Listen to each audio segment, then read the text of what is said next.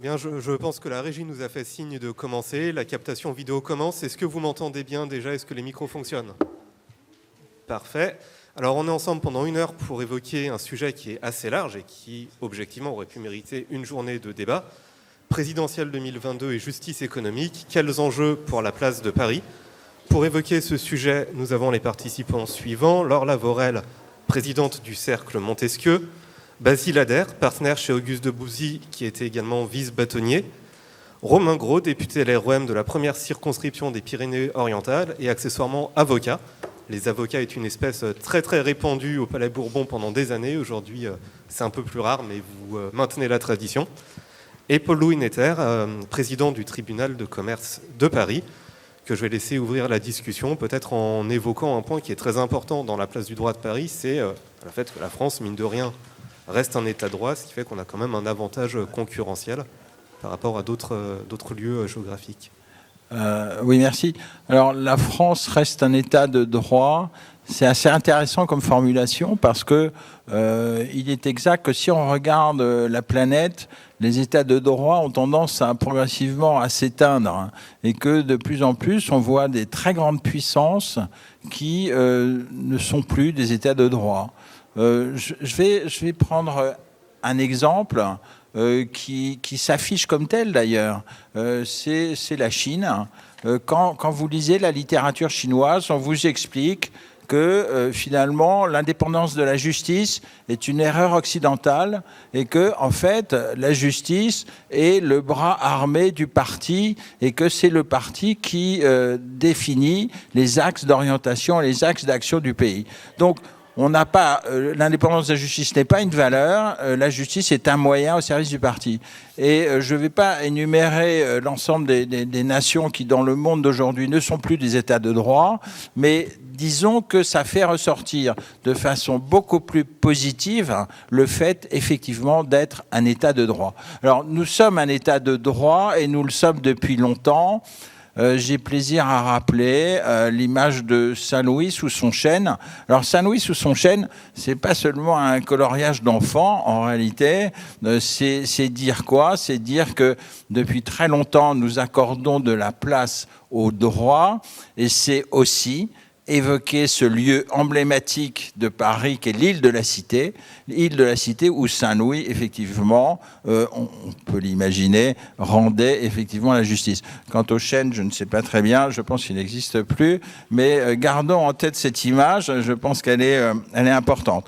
Alors, il y a cette tradition historique, naturellement, mais aujourd'hui, il y a aussi d'autres atouts, à vrai dire, et les atouts de la place de Paris, de mon point de vue, sont très nombreux. Alors, les atouts concernent d'abord la justice. Moi, je suis président d'un tribunal, donc vous vous attendez bien à ce que je parle d'abord des juges et des magistrats. Et donc, la justice, c'est quoi chez nous? C'est quand même des juges qui sont indépendants, ça c'est un premier point, c'est des juges professionnels, c'est un deuxième point, et aussi ils travaillent dans le cadre d'une justice qui est peu coûteuse.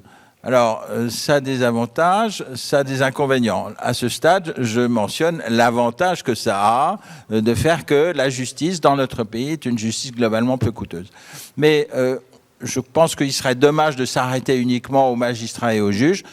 Parlons des avocats, et pas seulement par courtoisie pour bon voisin et pour Maître Adair.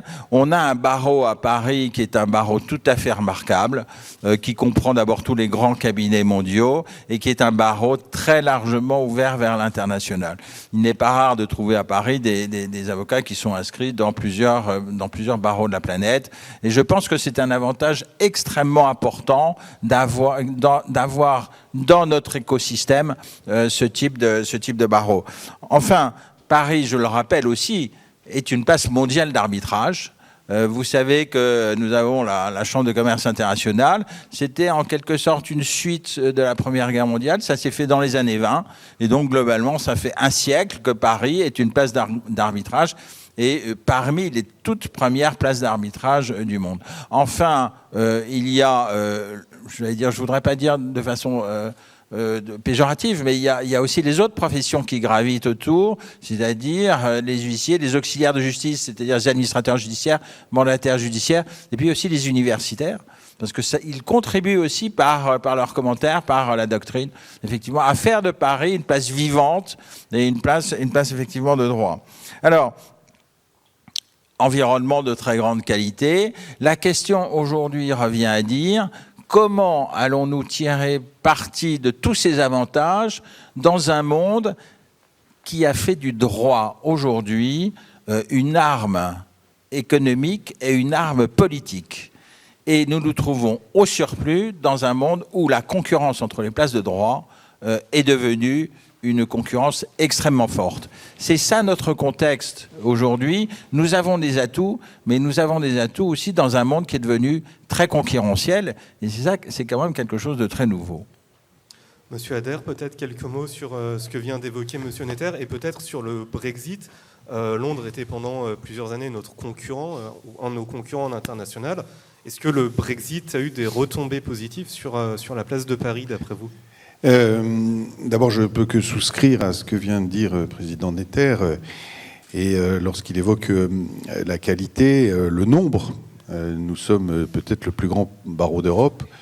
C'est un peu la poule et l'œuf. Est-ce que c'est parce qu'il y a les grands cabinets que la place de droit s'est développée, ou c'est parce que naturellement et parce qu'elle a les atouts qu'on vient de rappeler que les cabinets sont là? Sans doute un peu les deux explications. Il est clair que, puisque votre sujet c'est les présidentielles, pour moi la condition fondamentale c'est l'état de droit, c'est la sécurité juridique, c'est l'indépendance des magistrats. Et toutes les boîtes internationales, lorsqu'elles peuvent avoir un choix juridictionnel, vont naturellement aller vers l'endroit où elles auront une lisibilité, une prévisibilité de l'application de la règle. Et c'est pour ça qu'il faut qu'on ait des tribunaux évidemment indépendants, mais des règles de droit qui respectent les grands pactes internationaux. Et quand, puisque c'est quand même la présidentielle qui est évoquée, je vois que certains candidats ou pré-candidats évoquent la possibilité de sortir des cadres juridictionnels européens, je suis un peu effrayé sur les impacts et les conséquences que ça pourrait avoir sur Paris, place de droit. Alors vous l'avez dit, et je termine pour cette introduction, c'est une juridiction compétente, qui a fait des chambres internationales, c'est-à-dire des chambres devant lesquelles on peut plaider en anglais. C'est quand même l'anglais aujourd'hui la grande langue internationale des affaires. Et donc ça, c'est évidemment un atout. Et on l'a même créé, et c'était quand j'étais en mandat avec Marie-Aimée Perron, les chambres internationales à la Cour d'appel. Alors elles n'ont pas encore rencontré tout leur public, mais elles ont vocation à le faire parce que ce sont des juges compétents. Il faut une justice rapide. Et en plus, en France, elle a un gros avantage par rapport aux anglo-saxons, c'est qu'elle n'est pas chère. Elle est même gratuite s'agissant du tribunal de commerce, ou quasi gratuite. Donc ça, c'est quand même un atout qu'il faut évidemment reconnaître. Enfin, il faut des décisions exécutoires. Là, c'est peut-être un autre problème.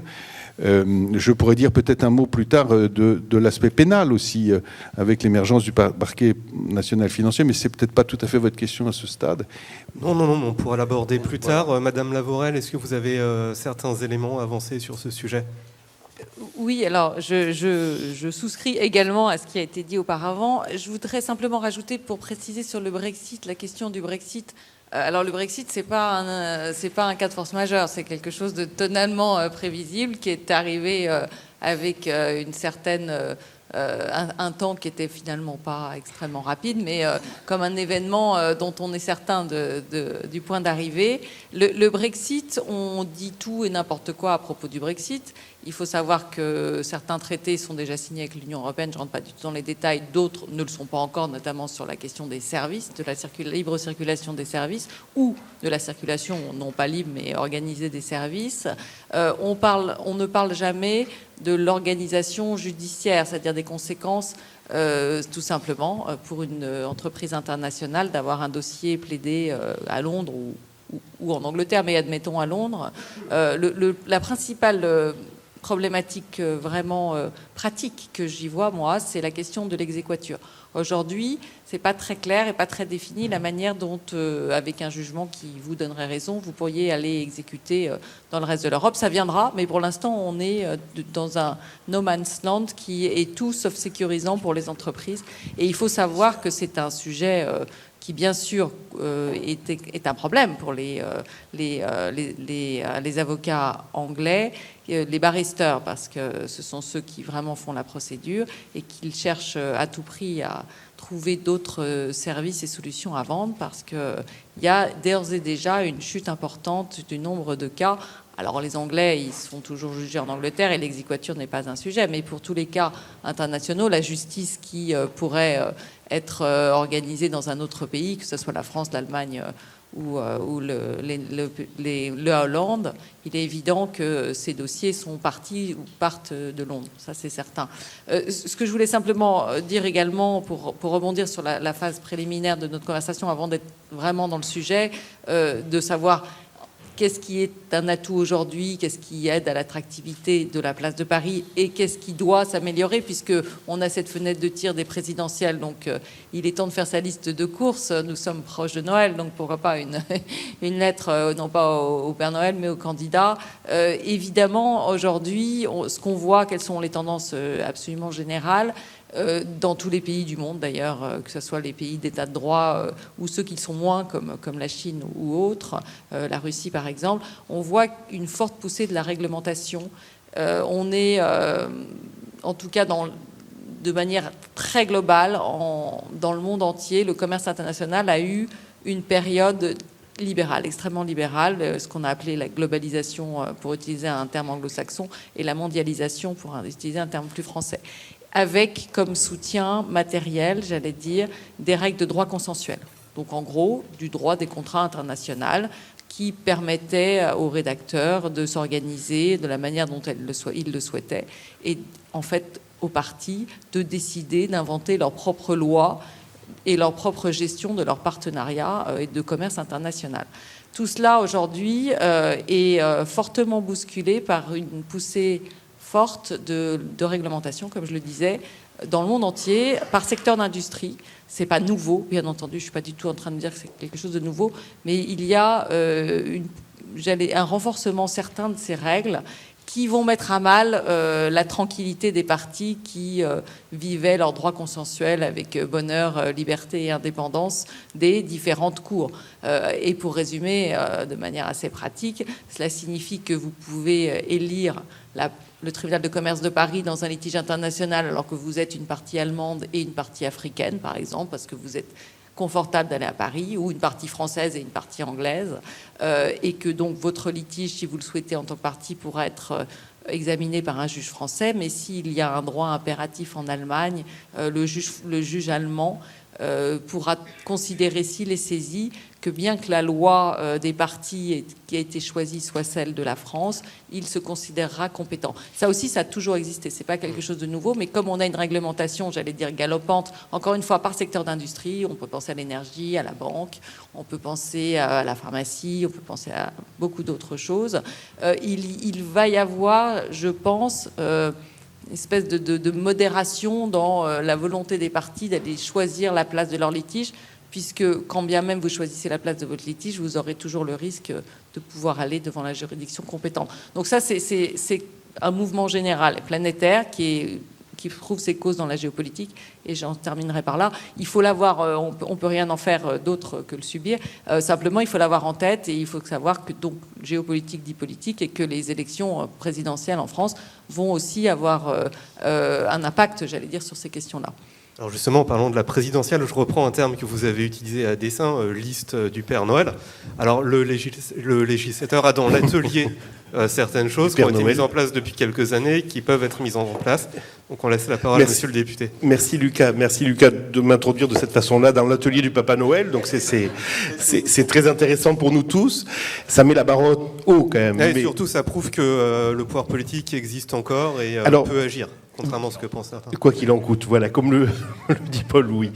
Alors, moi, je reviendrai sur votre question qui est juste passionnante. Passionnante parce qu'elle fait du droit des affaires une question politique. Et j'allais dire, il était temps.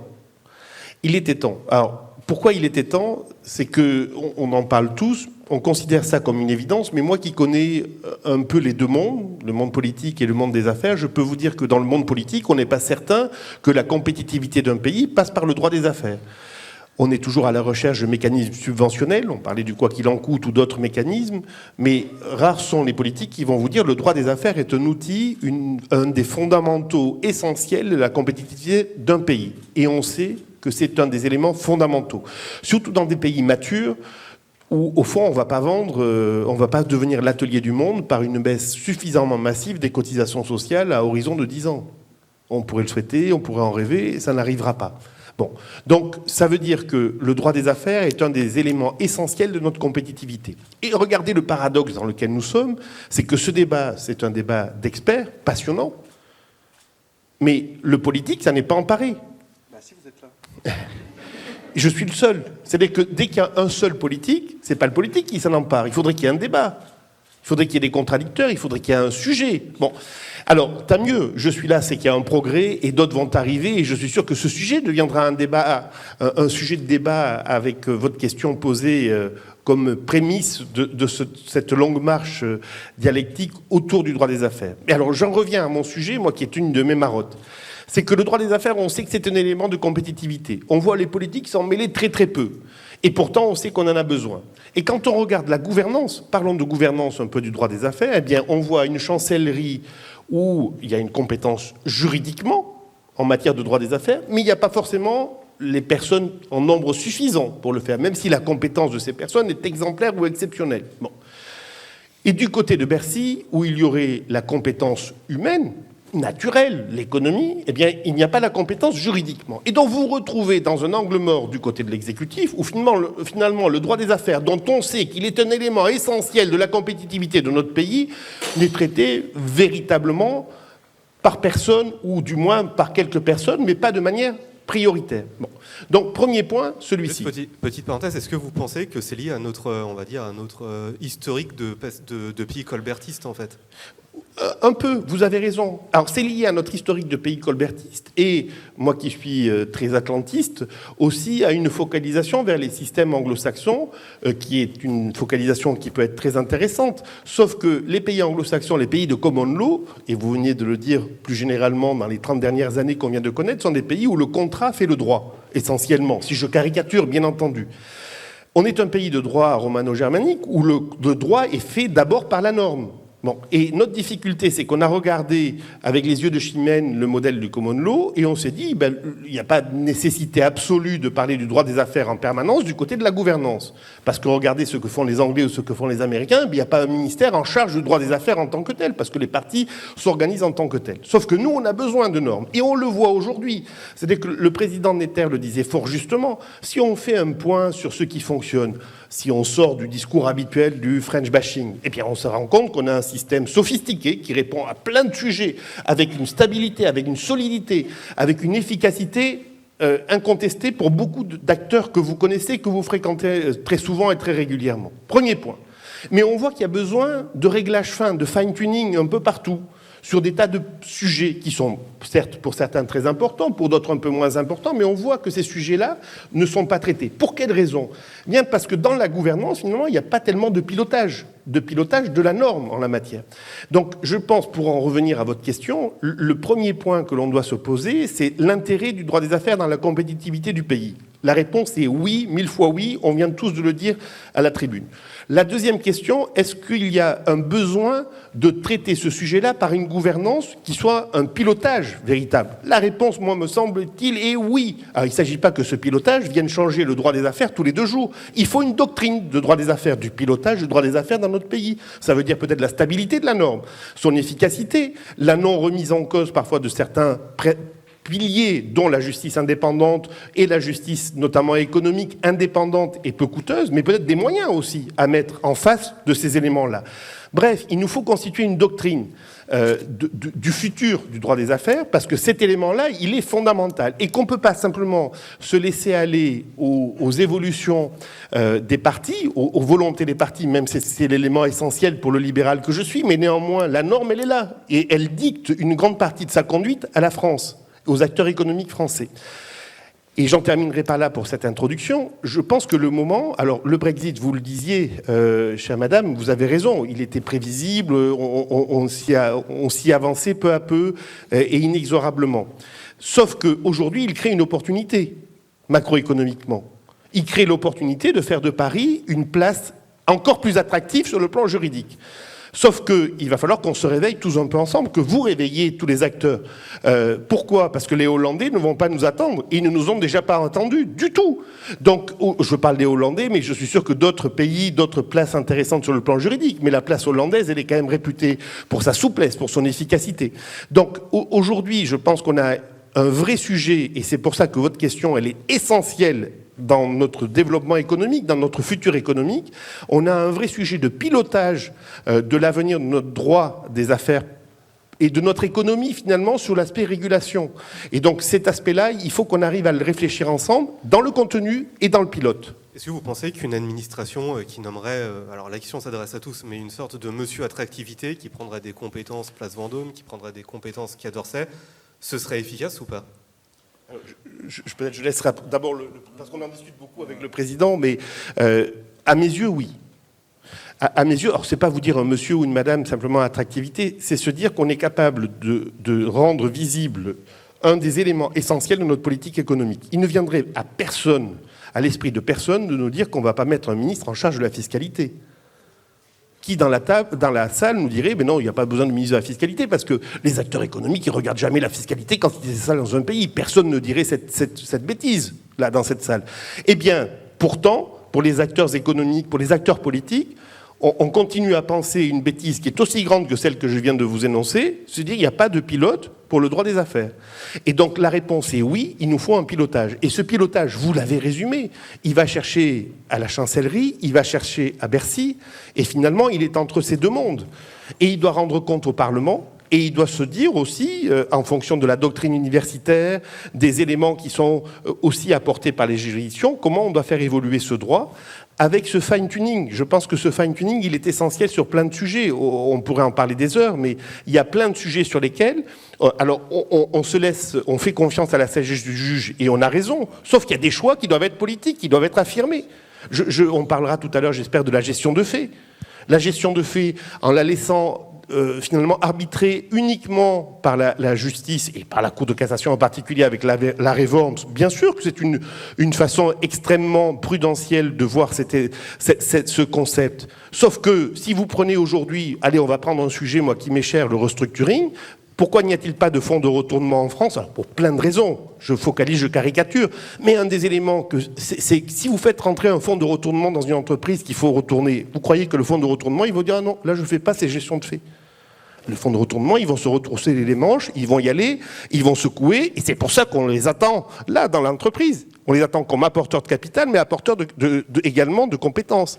Et donc, tout ça pour vous dire que sur cet élément-là, par exemple, sur ce point, moi qui me semble essentiel, mais qui est considéré comme un des points du grand tableau du droit des affaires, eh bien, sur cet élément-là, il n'y a pas de pilote dans l'avion. Aujourd'hui, on laisse les acteurs, on laisse la magistrature, et c'est très bien, enfin la justice, et c'est très bien pour le lot commun, mais il n'y a pas de décision politique.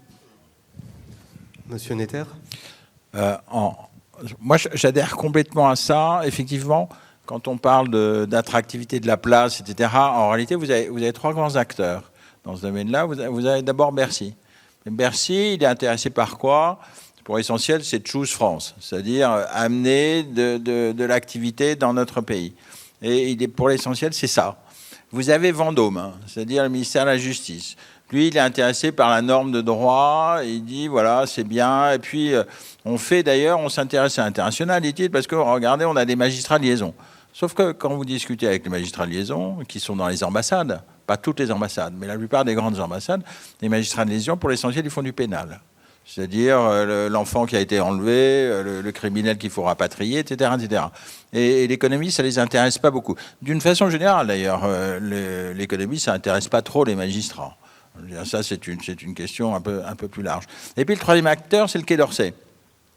Et Quai d'Orsay, il est assez content. Je veux dire, je ne sais pas très bien ce qu'il fait, mais en tout cas, il est assez content. Bon, voilà, ça a l'air d'aller. Hein, ça a l'air d'aller. Le problème de cela, finalement, c'est que vous n'avez pas d'unité. Je vais prendre un exemple. En 2015, il y a eu une fusion qui était assez intéressante entre l'Agence des participations financières internationales de l'État et UbiFrance. Et ils ont fait quoi ensemble? Ils ont fait Business France. Voilà. Et Business France, aujourd'hui, c'est une agence qui fait du boulot pour effectivement favoriser l'export des produits français bien sûr vers l'extérieur. On n'a pas ça en matière judiciaire. On n'a pas ça du tout. On n'a personne, d'abord, qui coordonne les activités de ces différentes administrations. Et surtout, aussi, on n'a personne qui... Et là, je vous rejoins complètement. Ces personnes qui incarnent cela. Il faudrait quoi, en fait? Il faudrait qu'on dise, voilà, il y a quelque chose qui s'appelle Law Firm in France, ou je ne sais pas quoi, quelque chose de genre-là. Et à la tête, on met qui? On met un très grand magistrat, ou on met un très grand avocat, ou on met un très grand professeur d'université, mais quelqu'un qui est complètement tourné vers l'international, qui passe son temps dans les avions, et qui vient dire, voilà, il faut venir en France parce qu'en France, on a une place de droit absolument magnifique. C'est une sorte de business développeur. C'est une sorte de business développeur, mais on ne va pas lui dire comme ça parce que sinon, ça ne va pas marcher. Je veux dire, enfin, je le crains en tout cas. Ça probablement aux fonctionnaires et ils n'aiment pas trop être appelés business développeur. Ouais. Mais ça c'est quand même essentiel. Regardez, moi je suis allé une fois il y a un truc qui s'appelle le Legal Forum de Saint-Pétersbourg. C'est très impressionnant, parce qu'au Legal Forum de Saint-Pétersbourg, et tout le monde connaît la justice russe, le Legal Forum de Saint-Pétersbourg, vous avez le monde entier qui est là, je veux dire, et c'est hyper bien organisé. La mairie de Saint-Pétersbourg bloque des rues pour permettre aux participants d'aller boire un coup, etc., etc. C'est vraiment magnifique. Est-ce qu'on a ça en France ? Pas une fois. Je veux dire, est-ce qu'on a vu aujourd'hui notre capitale ou nos pouvoirs publics dire bon, on va faire une manifestation exceptionnelle pour le monde entier qui est vive la loi française ou nous on est une vraie place de droit. Ça n'existe pas. Et c'est pire encore. Personne n'y pense d'ailleurs. Personne n'y pense. Mais c'est ça qu'on devrait faire, parce que si on veut renforcer l'attractivité de la place de droit, ben, il faut dire au monde entier on est vraiment très beau. Et en plus, c'est vrai qu'on a beaucoup de choses qui font qu'on est beau. Enfin, voilà. Donc, j'en dirai pas plus, parce que je pense que chacun a parfaitement compris ce que je voulais dire sur le sujet. Monsieur Adair, ensuite Madame Lavorel. Oui, moi j'ai trois autres choses à dire, mais je confirme que si le barreau de Paris est sans doute le plus grand et le plus beau d'Europe, la rentrée du barreau de Paris, je l'ai eu la chance de l'organiser 2 années, réunit la plus belle, même l'ABA ne réunit pas autant d'avocats, alors beaucoup plus d'avocats américains, mais venant de tous les endroits du monde. Pas simplement parce que Paris est une très belle ville, parce que ça c'est incontestable, mais on le fait en règle générale fin novembre, début décembre, donc c'est pas le meilleur moment pour faire du tourisme à Paris. Non, parce que les gens ont envie de s'y retrouver. Donc c'est un pôle naturel d'attraction.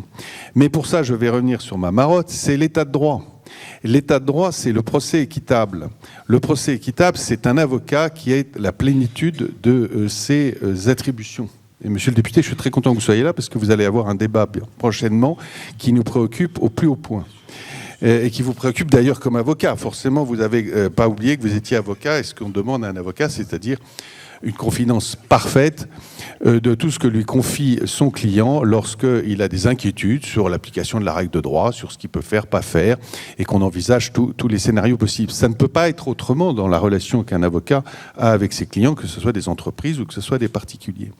Et donc, nous sommes très fâchés, vous l'avez entendu, de ce que, à la faveur de ce qui devait être une avancée du secret professionnel, comme devant s'opposer à la chambre criminelle, notamment pour tout ce qu'elle fait en matière de perquisition ou d'écoute téléphonique des clients des avocats, mais avec leur avocat, le garde des Sceaux s'est dit, bon, bah, je le mets dans l'article préliminaire du Code de procédure pénale, c'est aujourd'hui le meilleur endroit pour mettre un grand principe qui irrigue ensuite normalement toute la procédure pénale, mais qu'à la faveur de ce changement de la loi, qui devait être une avancée du secret professionnel, les sénateurs, puis la CMP, dans laquelle il y a des avocats, aient renoncé et finalement sur un retrait, puisque sur certaines infractions qu'on estime justifiant qu'on s'assoit sur le secret professionnel, c'est-à-dire le blanchiment, la fraude fiscale et la corruption, je ne sais plus quels sont les 4, il n'y ait plus de secret professionnel. C'est-à-dire qu'il suffira désormais pour les autorités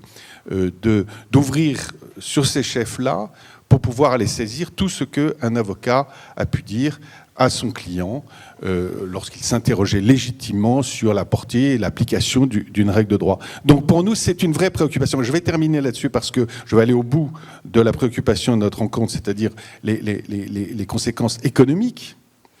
C'est qu'à partir du moment, si c'est voté en l'état, et j'ose espérer qu'on va pouvoir revenir en arrière grâce à un amendement gouvernemental, ça va se jouer dans les prochains jours, on sait que désormais, en France, pas simplement à Paris, mais donc à Paris aussi, on peut saisir dès lors qu'on pourra ouvrir sur ces infractions-là et qu'il n'y a plus de secret professionnel et qu'on ne peut plus échanger avec un avocat. On va affaiblir les entreprises françaises. Pas simplement les cabinets d'avocats, on va affaiblir les entreprises françaises, leurs services juridiques. Et désormais, on ira ailleurs lorsqu'on voudra échanger. Et donc, on va démonétiser la place de Paris. Parce qu'on porte un coup très sévère à l'état de droit, en ce que le procès équitable suppose des avocats avec la plénitude de leurs attributions.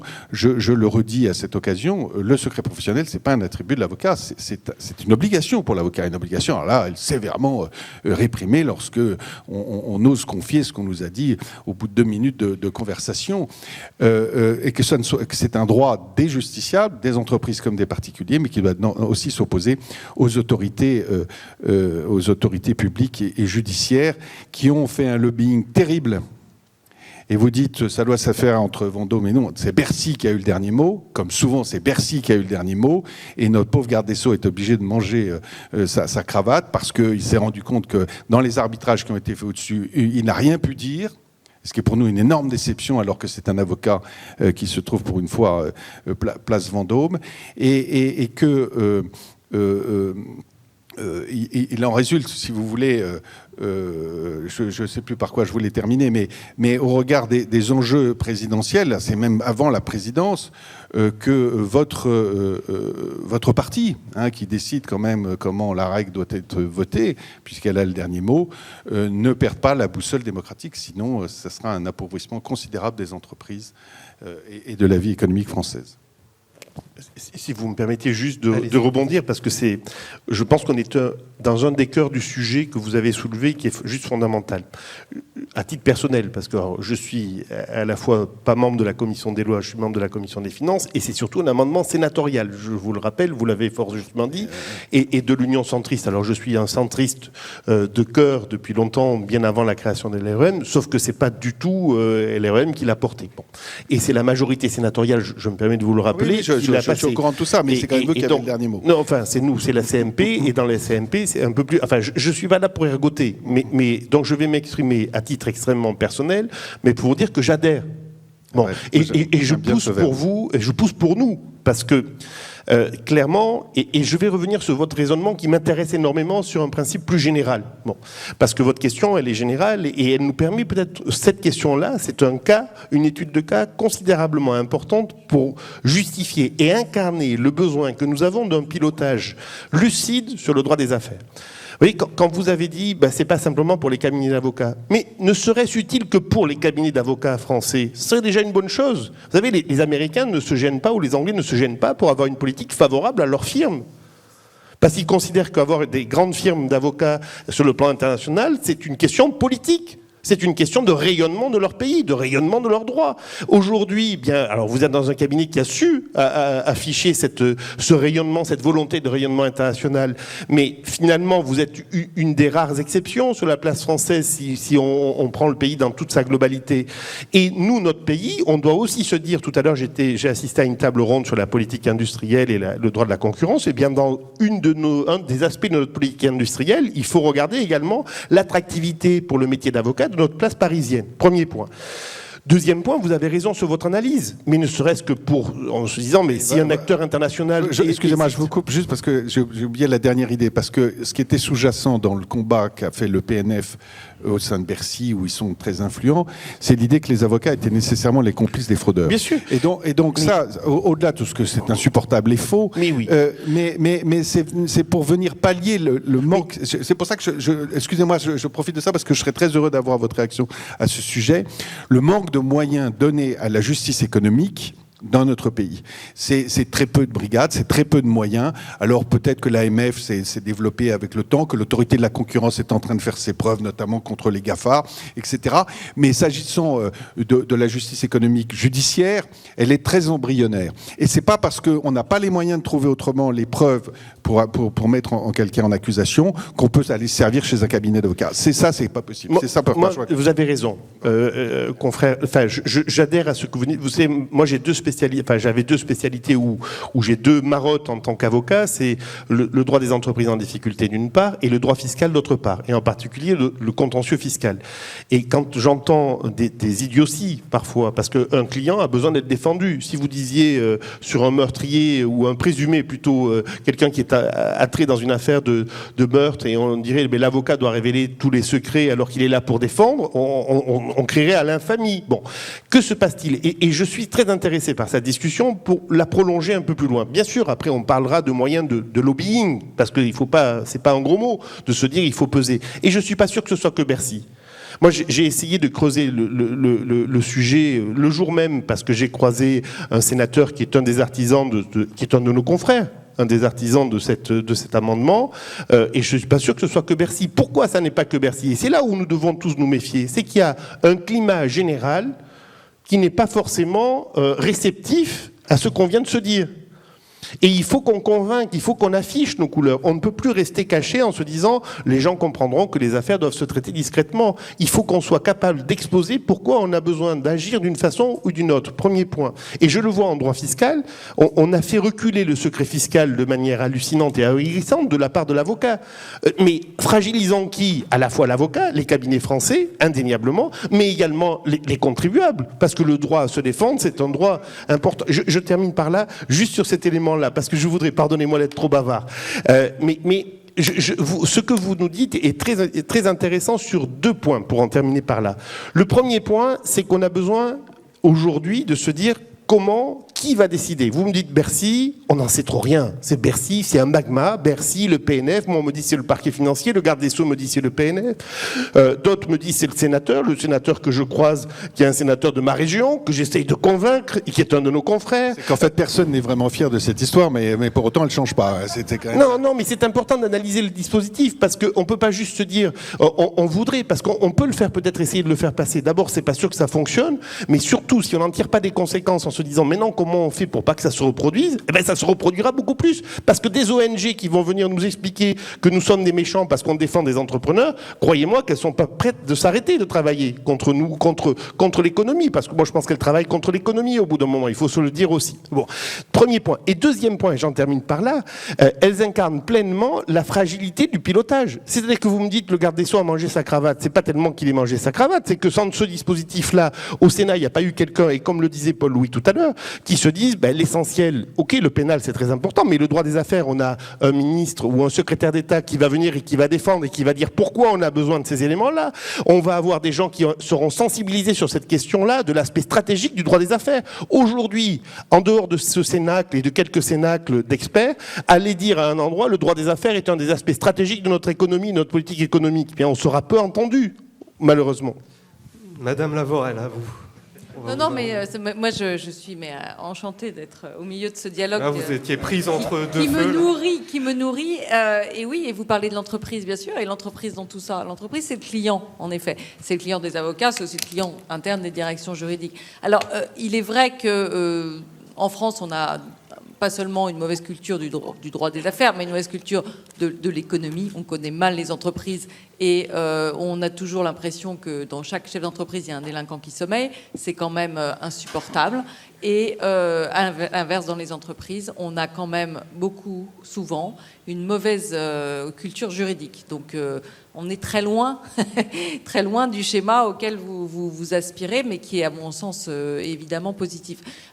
Moi, ce qui me frappe dans ce que vous dites, moi je travaille beaucoup à l'international dans l'entreprise dans laquelle je suis, c'est une entreprise américaine, et j'ai une couverture mondiale.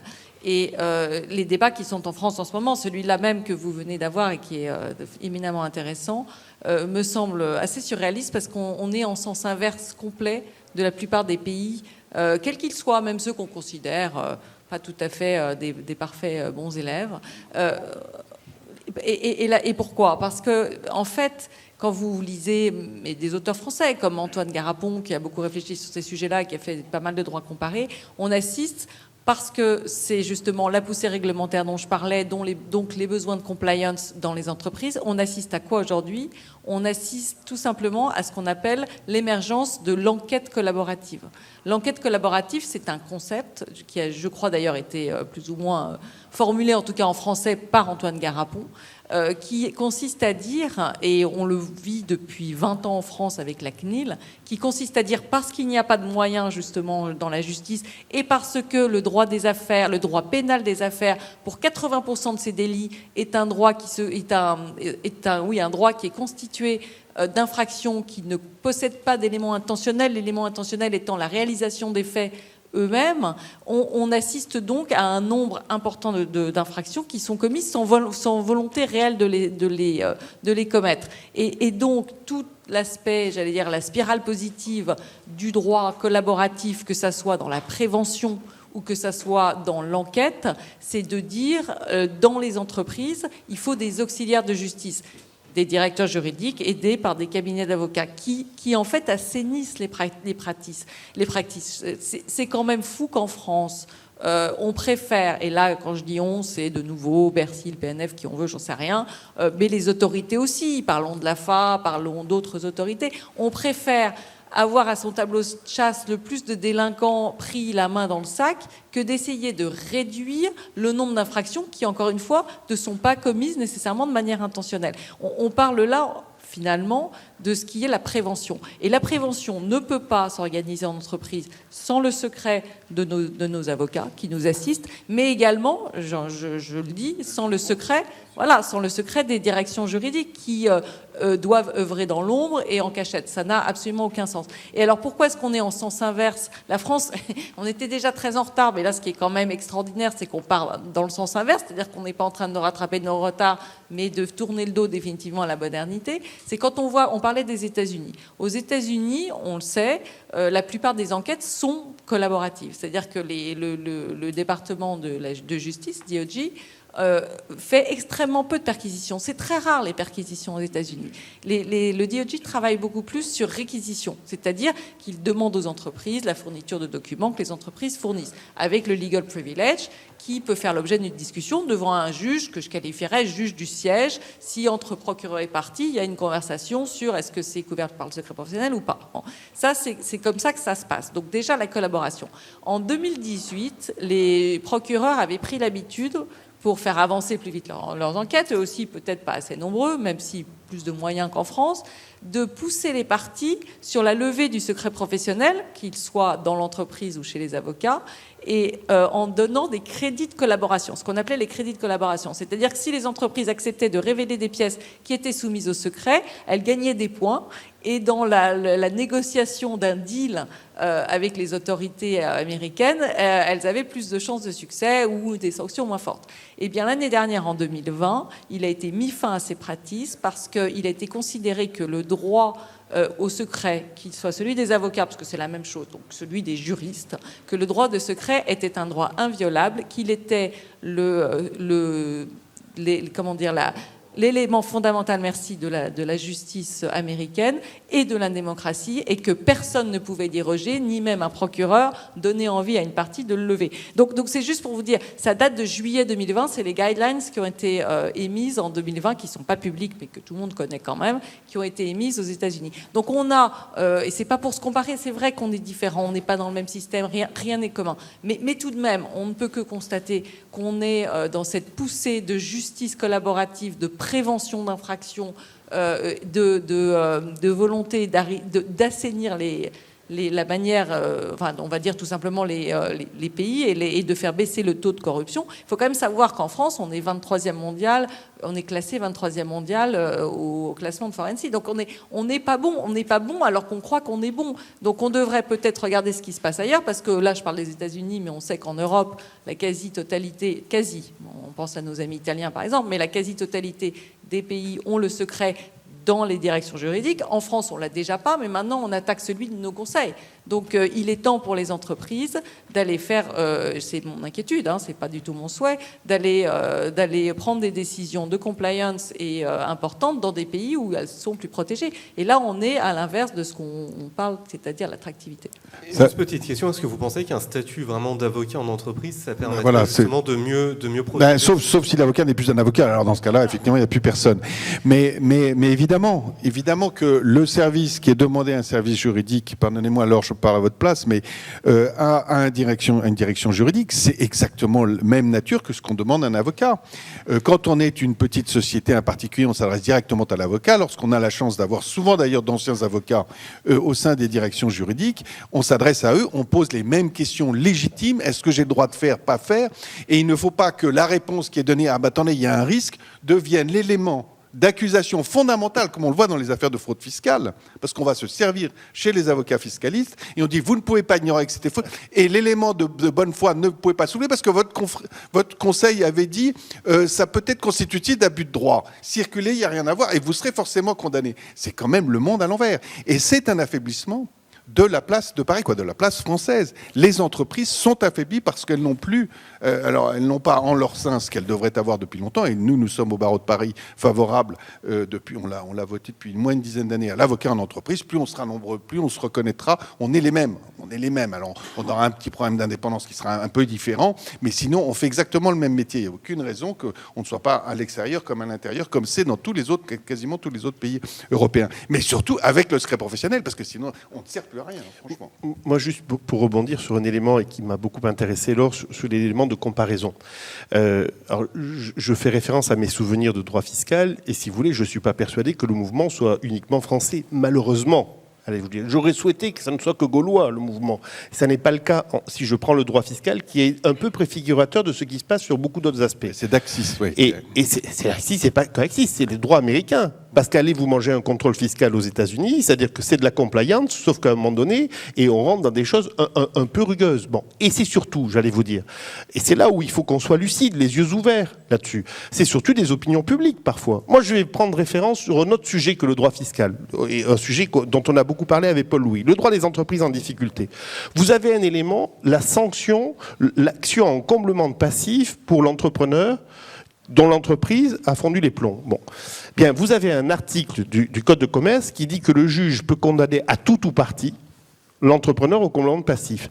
La faute de gestion, il n'y a pas de délai de prescription. C'est-à-dire qu'il y a le crime contre l'humanité, la faute de gestion du patron, là en droit français. C'est du droit français, là actuel, sans prescription. Premier point. Il y a une prescription d'action, mais pas une prescription sur la faute. Il n'y a pas de définition de la faute. Et c'est peut être tout ou partie. En d'autres termes, si un d'entre vous casse une chaise, il devra rembourser la chaise. Si nous tous nous cassons notre chaise, chacun nous devrons rembourser la chaise que nous aurons cassée. Bien, le patron, c'est pas ça. Le patron en France, si nous cassons tous la chaise et s'il y a un patron parmi nous, il peut être condamné à combler tout le passif, toutes les chaises que nous aurons cassées. Vous voyez la justice dans laquelle on se trouve là-dessus. Et donc, pour aller dans votre sens, et pour juste avoir les yeux ouverts là-dessus... On peut casser, c'est le décideur juridique qui paiera, ça, soyez tranquille. Pierre, c'est bon. Faites attention aux chaises, s'il vous plaît. Donc, je vois qu'on nous dit 10 minutes, j'en termine très vite là-dessus. Juste sur ce point, c'est pas pour vous dire non, la France doit s'enorgueillir, c'est pas mon intérêt, il faut qu'on ait les yeux ouverts sur la compétitivité de la France, également là-dessus, et il y a beaucoup de chemin à parcourir. Et il y a un défaut de culture économique, vous le disiez tout à l'heure, Laure, et vous avez 1000 fois raison. Mais globalement, il y a un climat qui n'est pas mondial, et qui n'est pas que friendly à l'égard des entrepreneurs, des acteurs économiques. Et par rapport à cela, et ça j'y reviens, je pense qu'on a besoin aussi de construire un chemin de conviction un chemin de conviction, d'expliquer pourquoi on a besoin. Le secret, par exemple, le secret des affaires.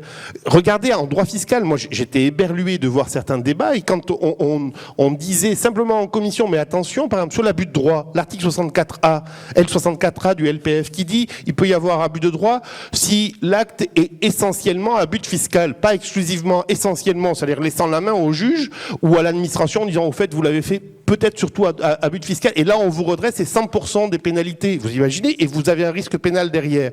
Eh bien, quand tranquillement, calmement, je disais, mais il y a peut-être un sujet, bien, immédiatement, j'étais suspect de complicité avec le grand capital frauduleux, les voyous en col blanc, etc. Et on n'arrête pas les images. Quand je parle du problème de l'action en comblement de passif, qui crée une peur, surtout que la plupart de ces décisions de justice ont du mal à être appliquées. Donc on est dans un climat absolument hallucinant qui crée la peur sans l'action de la répression, parfois sur les voyous. Donc ces éléments-là, pour vous dire que vous avez raison, on a raison de les souligner, il faut qu'on se bagarre ponctuellement, vous avez raison sur le secret, sur ces éléments-là. Mais je suis ravi de vous entendre, mais j'espère qu'à la Chambre, vous allez avoir la même vigueur pour défendre nos amendements. Mais vous avez des défenseurs, en dehors de moi aussi. Vous avez des défenseurs, et bien sûr qu'on est quelques-uns. Mais sauf que la Chambre, c'est très bien de me dire la Chambre, mais le Sénat, là, c'est un de nos confrères, camarades. Hein. Bon, et c'est très bien de me dire la Chambre, et c'est très bien de me dire LREM, mais allez dire ça à l'Union centriste et allez dire ça au Sénat. Et pourtant, je suis centriste. On a les noms. Surtout, c'est pas votre commission, hein, d'ailleurs. Et c'est pas ma commission. Donc je veux bien, confrère. Moi, je veux bien tout entendre, mais attaquez-vous aux éléments essentiels et surtout ne trompez pas de cible. Il y a une opinion publique qui est là. Et l'opinion publique, sortez de là en disant attention, les patrons sont pas tous des voyous. Eh bien, vous allez être suspect de collision avec le grand capital et les patrons voyous. C'est ce que vous allez subir, vous comme moi. Alors ça c'est un sujet, on va dire, qui est culturel. Dans les freins, il y a aussi quelque chose de plus trivial, peut-être, c'est le manque de moyens, peut-être, pour la justice, monsieur Netter. Ah oui, le manque de moyens le manque de moyens de la justice économique. Je vais juste vous donner... Alors pourquoi il y a un manque de moyens? D'abord parce que la justice, c'est un coût proprement dérisoire. J'emploie exprès ce mot-là. Je vais vous donner un exemple parce que je l'ai personnellement vécu. Il y a quelques années, j'ai reçu en requête. Alors la requête, c'est une procédure non contradictoire, c'est-à-dire qu'il n'y a qu'une partie qui vient. J'ai reçu en requête une grande entreprise française qui venait d'être condamnée à payer 100 millions à son co-contractant par une décision d'arbitrage.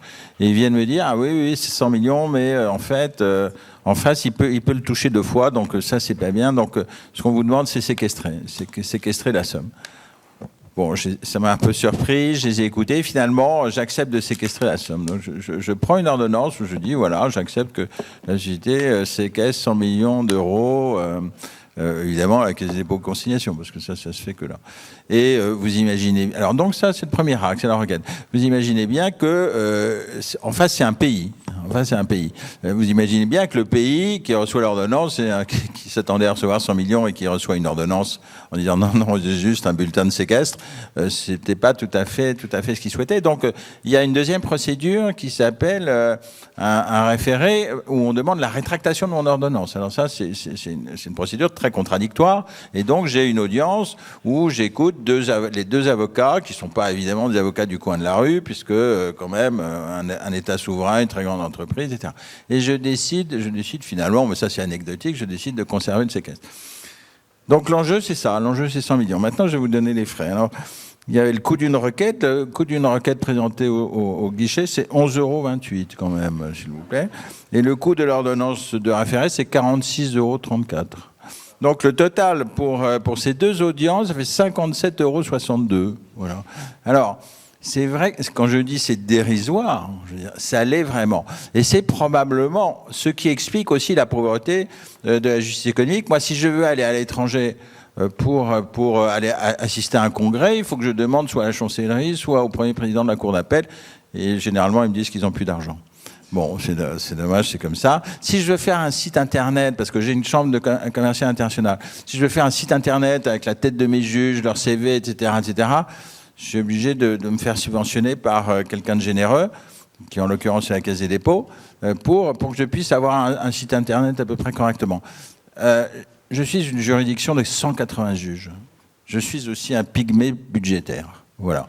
Donc, si on n'a pas d'argent aujourd'hui, c'est parce que aussi la justice c'est un coût dérisoire. Ça fait au moins 3 ans que j'ai proposé qu'on prélève une redevance pour service rendu dans des conditions extrêmement simples et pas très onéreuses. On me dit oui, c'est une bonne idée, c'est dans l'air du temps. Ça fait 3 ans.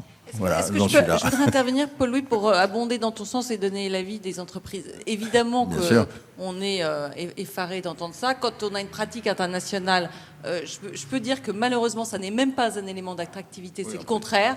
C'est plus ça inquiète. Quand on est américain et qu'on dit qu'une justice est gratuite, on pense que ce qui ne vaut rien n'a pas de valeur. Donc, c'est pas du tout un élément d'attractivité. Et en plus, pour finir, c'est souvent, malheureusement, comme ça ne coûte pas très cher, il y a beaucoup de procédures dilatoires. Lorsque vous êtes en Angleterre et que vous faites une procédure où vous avez toutes les chances de perdre, vous devez payer les frais, l'intégralité des frais de la partie adverse. En Allemagne, c'est limité à 70 000 euros, mais quand même, ça vous fait réfléchir à 2 fois. Et donc, je pense que c'est l'intérêt absolument et des justiciables et de notre attractivité et des systèmes judiciaires de taxer. Après, qu'on ne taxe pas des PME, des TPE, on peut très bien faire un système à cran, mais quand on a une affaire de 200, ou moi je viens d'avoir une affaire au commerce où c'était encore beaucoup plus que ça en jeu, c'est ridicule de ne pas payer. Ridicule. Voilà, bon. Donc c'est une vraie piste en fait. Hein, pour, je suis rarement du côté de ceux qui prennent des taxes, mais là je trouve quand même qu'on peut y réfléchir.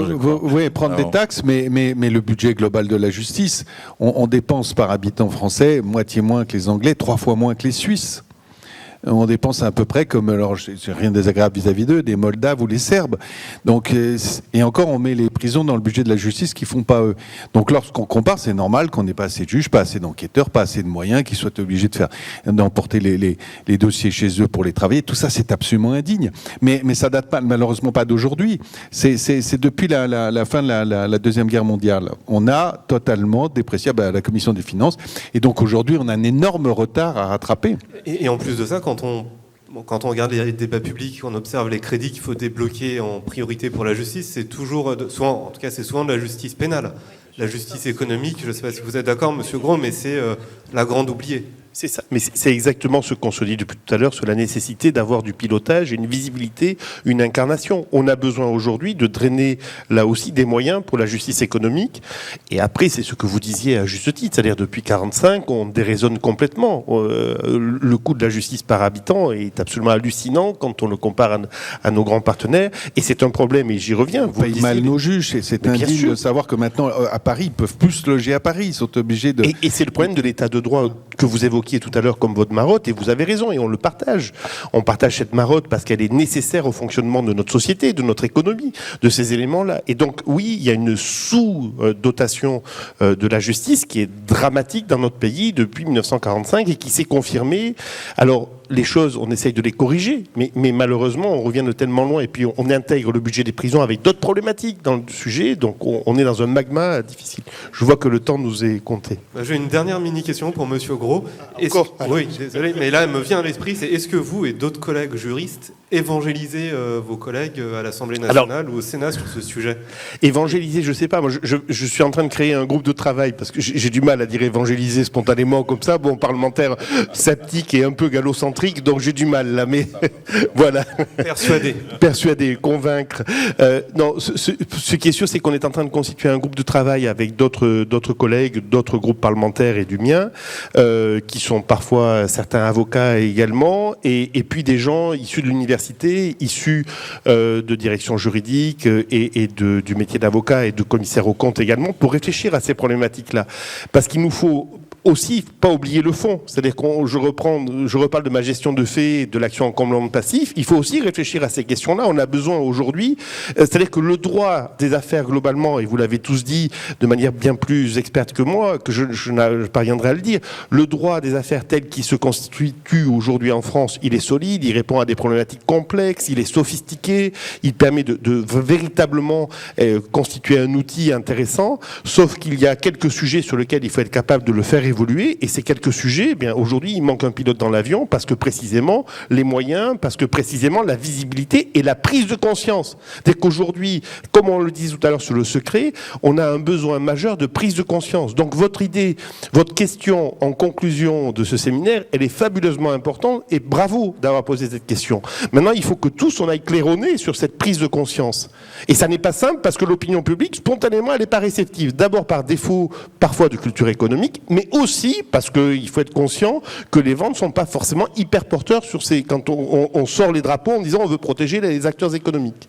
Alors, merci beaucoup. Alors, on a un petit panneau qui nous informe que l'heure de débat est terminée et touche à sa fin. Donc on va l'interrompre sur scène, mais on passe à un cocktail qui est organisé juste à la sortie de la salle. Et on pourra aussi poursuivre les débats de manière plus informelle. En tout cas, merci à tous les quatre et merci à vous.